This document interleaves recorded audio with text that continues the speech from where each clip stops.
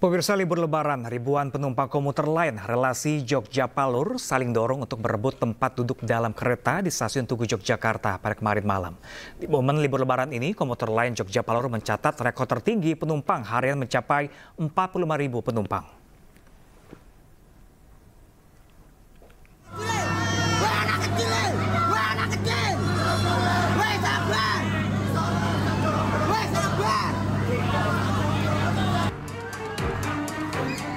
Antrian ribu penumpang komuter lain Jogja-Palur di stasiun Tugu Yogyakarta pada momen libur Lebaran kemarin malam diwarnai kericuhan.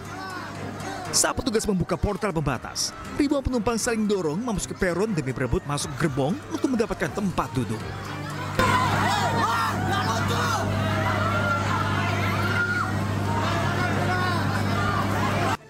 Bahkan orang tua yang membawa anak harus berteriak agar tidak saling dorong karena membahayakan. Anak kecil, anak kecil, anak kecil, sabar, sabar. Komuter lain Jogja-Palur masih menjadi transportasi favorit masyarakat dengan rute Jogja-Solo karena harganya terjangkau, yakni Rp8.000 sekali jalan. Sehingga moda transportasi ini diserbu warga untuk mengisi waktu libur. Penambahan 4 kali rute perjalanan menjadi 31 perjalanan setiap harinya pun harus dilakukan. Tercatat okupansi penumpang harian pada Lebaran ini mencapai 45.000 penumpang sehari, melebihi rekor okupansi angkutan Lebaran tahun lalu sebanyak 41.000 penumpang. Dari kota Jogja, dari Simo Yogyakarta, Gali Wisma, iNews melaporkan. Sementara itu, pemirsa, ribuan kendaraan sepeda motor memadati di jalur arteri persimpangan lampu merah Pemuda Kota Cirebon, Jawa Barat. Pemudik sepeda motor mulai kembali ke Jakarta lewat jalur Pantura.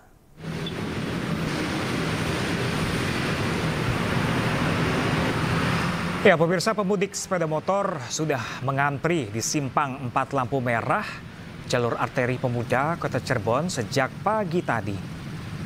Antrian kendaraan mencapai 1 km lebih. Diperkirakan semakin siang, volume kendaraan akan terus meningkat. Berdasarkan data dari Dishub Kota Cirebon, total kendaraan roda 2 yang melintas dari arah Jawa mengarah ke Jakarta sejak pukul 12 Minggu dini hari hingga pukul 7 pagi tadi, pemirsa, ada sebanyak 34.210 kendaraan. Angka ini akan terus meningkat pada sore dan malam nanti. Diperkirakan, pemirsa, gelombang arus balik kendaraan sepeda motor ini masih terus terjadi dan meningkat pada sore dan malam nanti.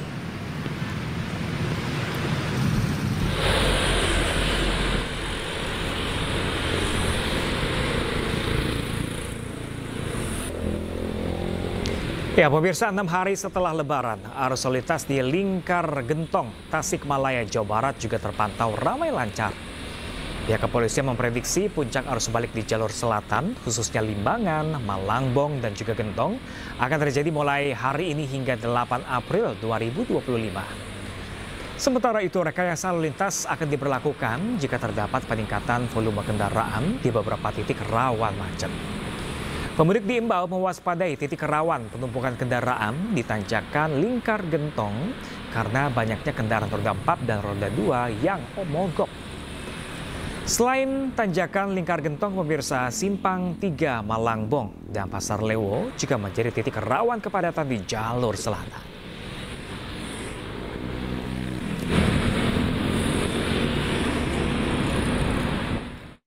Dan pemirsa, untuk mengetahui kondisi terkini, pemirsa, dari Lingkar Gentong Tasikmalaya, Jawa Barat, pemirsa, kita sudah terhubung dengan rekan kami Irfan Hardiansyah langsung dari lokasi. Selamat siang rekan Irfan.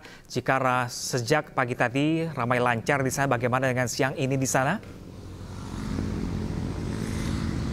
Ya, baik, terima kasih Pram dan juga pemirsa, dapat kami sampaikan bahwa untuk situasi terkini kendaraan lalu lintas di Lingkar Gentong Tasikmalaya, Jawa Barat terpantau masih ramai lancar, sama halnya sama kayak pagi tadi untuk di Lingkar Gentong Selatan, maksud kami di Lingkar Gentong Tasikmalaya, Jawa Barat.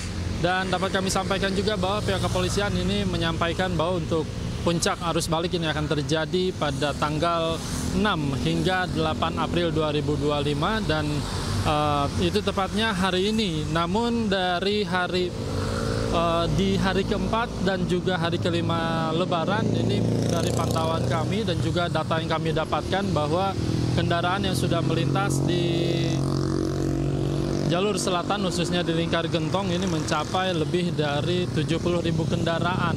Namun di hari kelima ini ada penurunan yang cukup signifikan, di mana untuk di hari kelima hanya sekitar 48.000 kendaraan yang melintas dari arah Tasik menuju ke arah Garut maupun Bandung.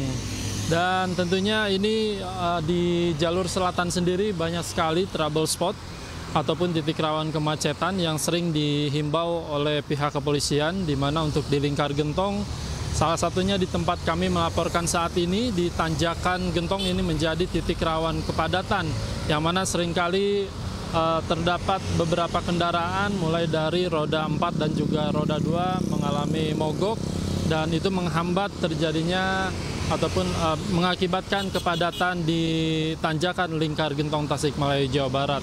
Kemudian juga untuk di Malangbong ini sama halnya kayak di Lingkar Gentong, banyak sekali trouble spotnya atau titik rawan kemacetan, yang mana ada simpang 3 Malangbong yang menghubungkan antara Sumedang, kemudian juga Garut, dan satu lagi Tasik.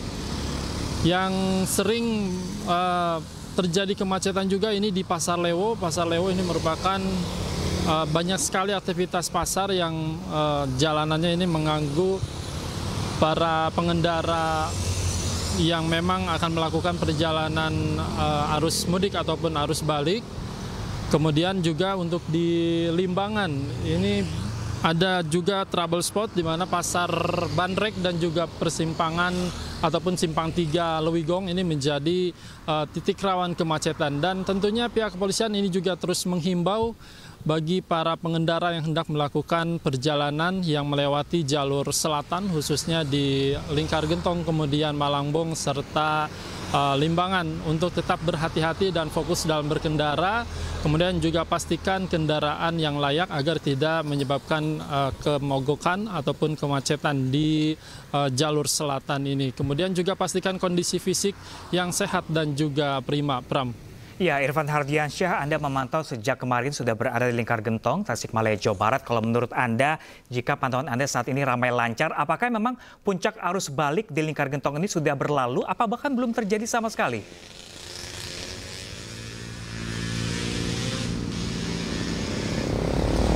Ya, memang dari pantauan kami sejak beberapa hari kemarin ini untuk kendaraan yang melintas di jalur selatan, khususnya di Lingkar Gentong ini lebih banyak di hari keempat, yang mana ini mencapai lebih dari 70.000 kendaraan. Kemudian untuk di hari kelima ini, tepatnya pada hari kemarin, kendaraan yang melintas dari arah Tasik menuju ke arah Garut maupun Bandung ini hanya di angka 48.000.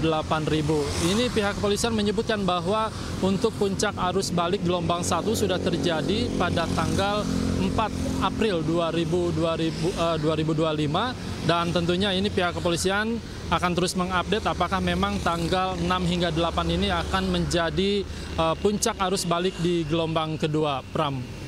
Oke, Irfan Hardiansyah, Lingkar Gentong juga diketahui sebagai lokasi atau medan yang memiliki medan yang sangat berbahaya di sana. Mungkin menurut Anda, imbauan Anda untuk para pemudik motor seperti apa, dan titik mana saja sih di sana yang memang rawan dari berbahaya untuk medannya? Ya, betul sekali. Memang untuk di jalur selatan ini banyak sekali yang akan rawan kepadatan dan juga rawan akan bencana, di mana untuk jalur selatan sendiri banyak sekali jalanan yang memang berkelok, kemudian juga naik turun.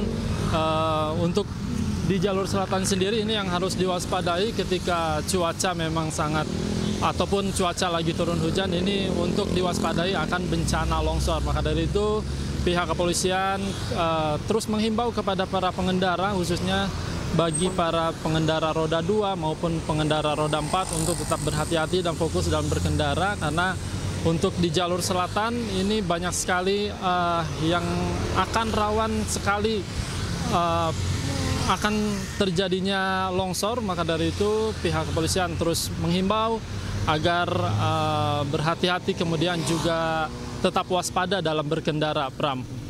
Terima kasih banyak rekan Irfan Hardiansyah langsung dari kawasan Lingkar Gentong, Tasikmalaya, Jawa Barat. Kami masih akan menanti update terbaru dari Anda dan selamat bertugas kembali. Pemirsa, hari ini menjadi puncak arus balik Lebaran 2025, di mana Kapolri Jenderal Listio Sigit Prabowo juga membuka secara langsung sistem satu arah dari gerbang tol Kali Kangkung.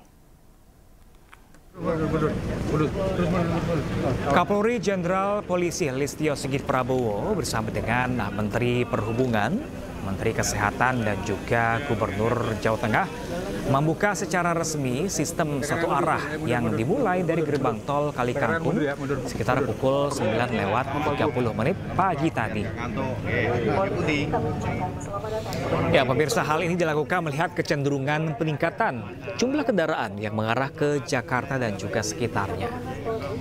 Pemberlakuan sistem satu arah nasional ini juga akan dilakukan hingga kilometer 70 gerbang tol Jakarta Cikampek. Sistem satu arah akan dievaluasi dengan melihat perkembangan yang terjadi di kilometer 70 usai penerapan sistem satu arah hari ini. Tentunya kita juga tetap mempersiapkan alternatif lain apabila dengan one way nasional ini ternyata kemudian tetap masih ada kemacetan, dengan mempersiapkan strategi, mempersiapkan Cisumdawu untuk menjadi pengurai, dan juga kita sudah rapat bahwa apabila itu diperlukan untuk tarif tolnya. Jadi jalur arteri sejauh ini masih bisa digunakan dan tidak menjadi kendala buat para pengguna jalan, khususnya dari arah Jakarta mau ke arah timur. Karena kami juga siapkan jalur Japek 2 fungsional yang akan mengurai arus yang dari arah Cipularang. Dan sejauh ini itu sudah sangat memadai sehingga bisa terurai dengan baik. Ya, pemirsa, untuk informasi terkini pemirsa, kita sudah terhubung dengan rekan kami Esra Ambarita langsung dari gerbang tol Kali Kangkung, Semarang, Jawa Tengah. Selamat siang rekan Esra. Pasca dibukanya satu arah, seperti apa kondisi terkini di sana? Ya, selamat siang Pram dan juga pemirsa. Pasca tadi Kapolri Jenderal Listio Sigit Prabowo didampingi Menteri, kemudian juga bersama para pejabat maksud kami ini tadi melakukan pelepasan one way secara nasional. Kami akan gambarkan situasinya bahwa kondisi terkini dari arus lalu lintas ini terbilang lancar dan tidak ada ketersendatan, meskipun tadi pagi tercatat bahwa volume kendaraan ini semakin meningkat atau kian meningkat, sudah sampai di angka 72.000 kendaraan.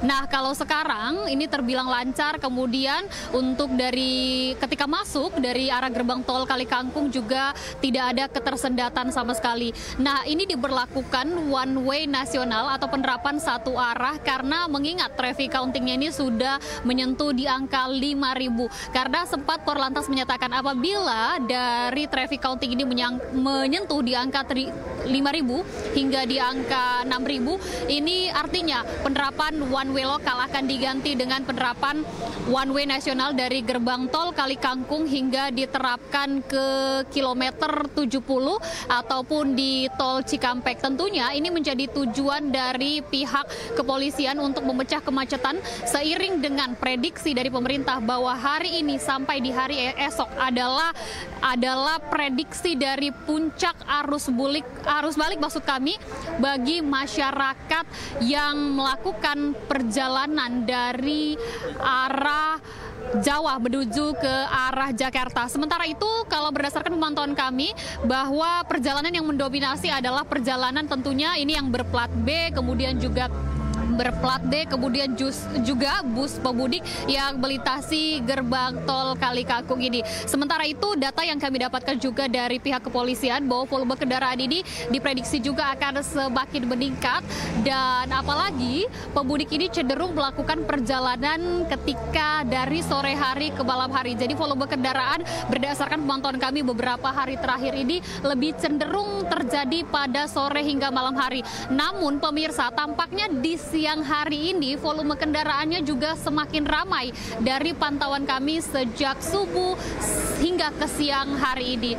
Nah, sementara itu juga selain tadi memberlakukan one way nasional, tentunya untuk semua gardu tol ini yakni sebanyak bertotal 13 gardu tol ini dibuka. Ini menjadi salah satu hal yang dilakukan juga bersinergi dengan Jasa Marga untuk membuat kemacetan jika seandainya terjadi kemacetan di gerbang tol Kali Kangkung ini. Namun bagi pemirsa untuk diketahui pula bahwa hari ini untuk diskon tarif tol ini belum diberlakukan, tapi tidak perlu khawatir, nantinya pada tanggal 8 April hingga 10 April ini akan diberlakukan diskon tarif tol yakni sebesar 20%. Tentunya ini khususnya bagi masyarakat ataupun para pemudik yang hendak melakukan perjalanan khususnya dari tol Trans Jawa. Nah, tadi pihak kepolisian juga terus menghimbau kepada masyarakat pemudik apabila melakukan perjalanan ini agar tidak apabila mengalami kantuk kelelahan segera beristirahat di sejumlah rest area yang disediakan. Kemudian permasalahan yang kerap kali muncul adalah banyak sekali para pemudik ini kadang saldo e-tolnya tidak mencukupi sehingga mengharuskan para petugas ini harus mengatur, mengkoordinasi para pemudik untuk mengisi terlebih dahulu saldo e-tolnya. Karena berdasarkan pantauan kami beberapa terakhir ini kerap kali para pengendara ini harus diminta mundur terlebih dahulu sekitar kurang lebih 1 meter baru boleh melanjutkan perjalanannya. Ini adalah khusus bagi para pemudik yang kerap kali saldo e-tolnya tidak mencukupi. Nah, ini adalah salah satu faktor mengapa kerap juga antrian panjang bisa terjadi di gerbang tol Kali Kangkung ini. Nah, selain itu kepolisian juga menghimbau agar para pemudik apabila melakukan perjalanan siang hari, karena kita tidak tahu kondisi cuaca, kadang diguyur hujan, kadang juga panas, agar tetap memastikan kondisi tubuh dalam keadaan sehat dan terjaga. Pram.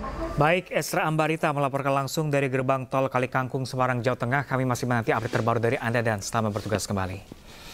Pemirsa, breaking news arus balik 2025 pemirsa masih akan kembali saat lagi, tetaplah bersama kami.